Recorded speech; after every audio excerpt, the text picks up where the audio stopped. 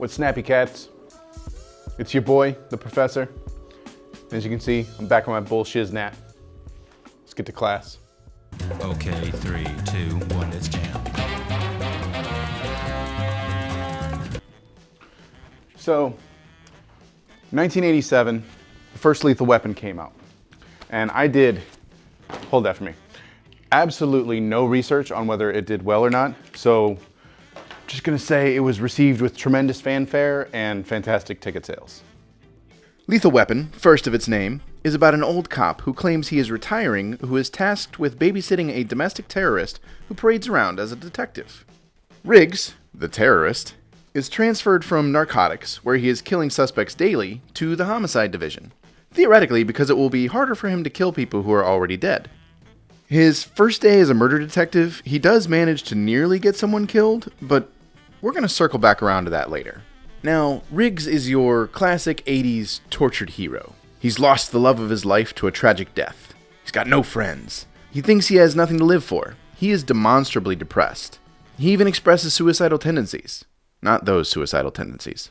Riggs is clearly supposed to be the charming yet broken hero we are intended to root for. He's our guy. The problem is, Martin Riggs is probably the most dangerous man alive. This dude killed 3 drug dealers when we met him. Bro is a whole problem. Richard Donner is asking a lot of his audience here. We are watching this unhinged maniac murder people, terrorize the public, and compromise entire investigations, all the while being expected to see ourselves and our problems in him. I don't know about you, but I don't deal with my depression by murking drug dealers or beating Gary Busey to death. Riggs is dressed up as our hero, but is he really? Juxtaposed against Martin, I wanna jump, Riggs, I submit for the consideration of the Midnight Society, Spike Spiegel. A cowboy of the Bebop variety, Spike also has a lost love and appears depressed and potentially suicidal. And he's also the emotional center of the story. The comparisons don't stop there though. Riggs and Spike are both charming leads who, despite their obvious flaws, draw people to themselves. Their happy-go-lucky attitudes make them both approachable and difficult to understand. Their demeanor indicates a vigor and a love of life, but their actions tell a different story. This aloof nature masks a darkness within. The Stoic philosopher named this once wrote, I must die, but must I die bawling? On the surface, it would seem both our heroes abide by this motto. They rush headlong into danger, unafraid of severing their connection to the living world. But I'm afraid their similarities are only skin deep. Spike is everything Riggs wishes he could be. Spike, while obviously wounded by his past, has come to terms with it. He mourns when he must, but he doesn't live his life on some suicide mission, hoping that maybe this job is the one to take him out. Rather, he recognizes the frailty of life, even one as badass as his own, and accepts that each job could be his last. Oh well, whatever happens, happens. He is content with the knowledge that each day is not guaranteed, and lives his life accordingly. He takes care of his body and trains constantly, knowing that if tomorrow comes, he must be ready. However, when he finds himself in potentially deadly circumstances, he does not panic, and he greets the outcome with a smile. If a gun is pointed in his face, he accepts both possible endings to the story.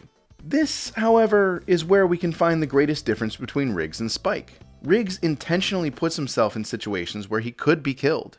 When he is up on the roof with the jumper, he handcuffs himself to the man, and they both plummet from the top of the building. It is unclear whether he knew the net was below them, and we are led to think that Riggs' trauma has unleashed the maniac within. Spike is markedly different. In the Cowboy Bebop movie, we have a shootout scene in a convenience store. Spike goes in with a plan, and he knows he has backup on the way. He keeps a tally of all the hostile characters inside, and when he finds out there are more than he was told, he chastises Jet, his partner, for giving him faulty intel. Then, rather than running headlong at this lone gunman with a hostage, he quickly hatches a plan where the hostage, the shooter, and, most interestingly, Spike himself, all survive. Here we are shown how Spike assesses the situation, and verbally, he does sound like Riggs.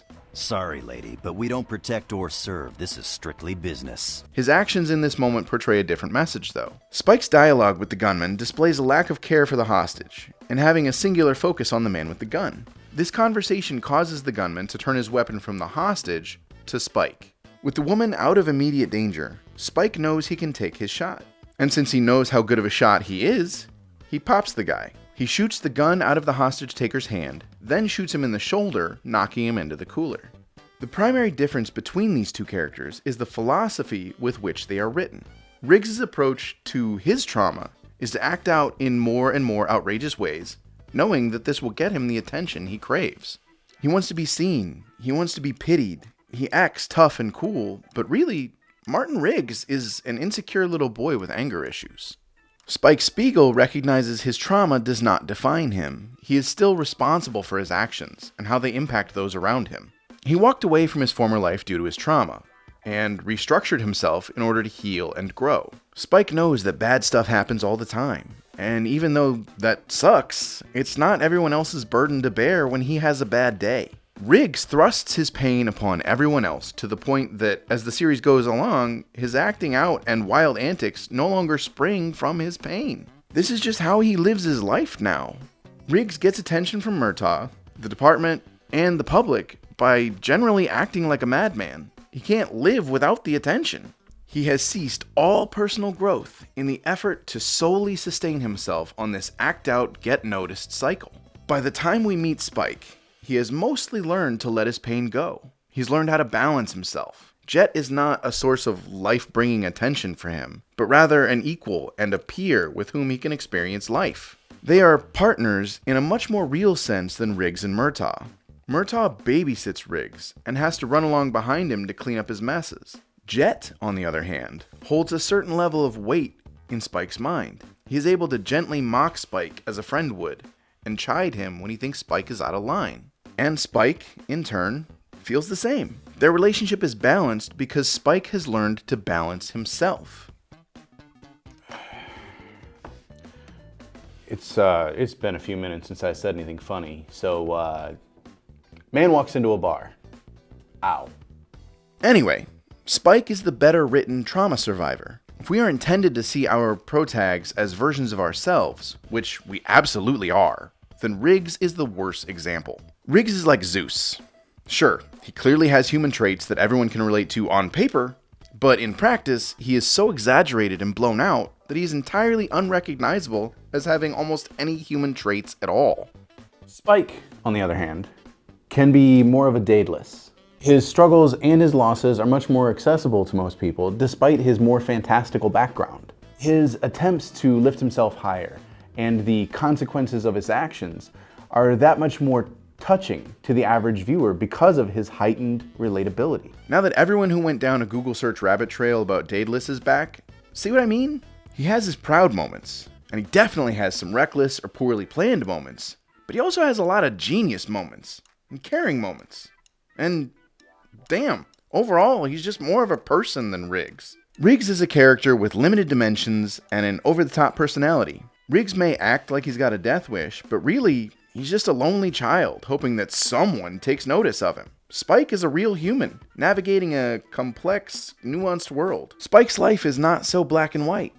There's so much gray around him, and so many bittersweet outcomes. Richard Donner, in all fairness, set out to make an exciting action movie. The man was probably the most versatile director to ever do the job. He could do horror, he could do drama, superheroes, action.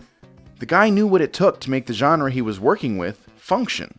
So it's a little unfair of me to say that Riggs having such a shallow character is a flaw of the film. But perhaps, given the talent of the team involved, maybe it was intentional?